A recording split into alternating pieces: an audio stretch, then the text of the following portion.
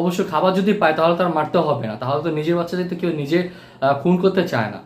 কিন্তু এই সারস পাখিটা এই জন্য করছে যে আপনার খুব তীব্র খুব তীব্র কষ্ট নিয়ে এই কাজটা করছে। কারণ আমাদের সমাজেও এরকম কিছু মানুষ আছে যারা তাদের বাচ্চাদেরকে, তাদের সন্তানদেরকে ঠিক মতো খেতে দিতে পারে না, ঠিক মতো চালাতে পারে না। তখন মা বাবা চিন্তা করে সন্তানগুলো আমার যেভাবে আছে সেভাবে চলে যাক। বা দেখা যায় যে এরকমও ঘটনা শুনেছি যে সন্তানকে খাবার দিতে না পেরে মা তার ছেলেকে বা সন্তানকে মেরে ফেলেছে।